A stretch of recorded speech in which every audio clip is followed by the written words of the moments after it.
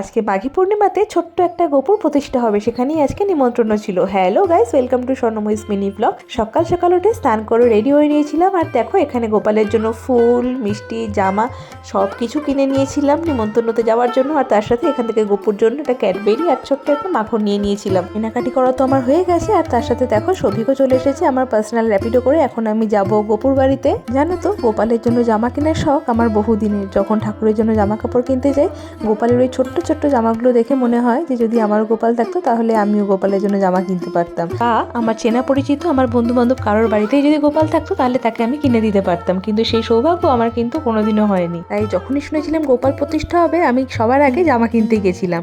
আর দেখো এই যে কাকু কাকিমা যাচ্ছে, আমরা এখন পৌঁছে গেছি গোপালের বাড়িতে। চলো তোমাদেরকে গোপালের দর্শন করাই। গোপাল এত ছোট যে ফুল দিয়ে পুরো ঢাকা পড়ে গেছে। গোপালকে সিংহাসনে বসে এত মিষ্টি লাগছে। আর গোপাল আজকে যে জামাটা পরেছে সেটা কিন্তু আমি দিয়েছিলাম গোপালকে। ফুল দিয়ে ঢাকা পড়ে গেছে বলে হয়তো তোমরা বুঝতে পারছো না, আমি তোমাদেরকে শেষে একটা ছবি অ্যাটাচ করে দেবো। গোপাল কিন্তু আজকে অনেক চকলেট মাখন পেয়েছে। গোপু আজকে এই জামাটা পরেছে, আর বাকি এখানে যে কটা জামা দেখছো সব কটাই কিন্তু আমি গোপুর জন্য নিয়েছিলাম।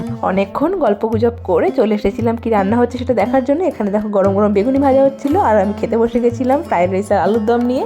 তারপরে খাওয়া দাওয়া শেষ করে সবিক আমাকে একটা কোল্ড কফি কিনে দিল। গোপুর বাড়ি থেকে বেরিয়ে কিন্তু প্রায় বিকেল হয়ে গেছে, আর সেখান থেকে চলে গেছিলাম বাড়িতে কি কাজ হচ্ছে সেটা দেখার জন্য। সেখানে গিয়ে কাকু কাকিমার সাথে গল্প করে প্রায় সন্ধ্যে নাগাদ বেরিয়ে গেছিলাম পাটুলি যাওয়ার জন্য। সবিকে দুটো বন্ধুর আসার কথা ছিল, তো ওরা আসার পরে আমরা চা ও নচিকেতা থেকে চা নিয়ে গরম গরম ঘটি গরম নিয়ে চাঁদের আলোয় বসে বসে আমরা ঘটি গরম খাচ্ছিলাম আর গল্প করছিলাম। আর আজকে যেহেতু মাঘী পূর্ণিমা, তাই পূর্ণিমার এই চাঁদের আলোটা কিন্তু মারাত্মক সুন্দর দেখতে লাগছিল।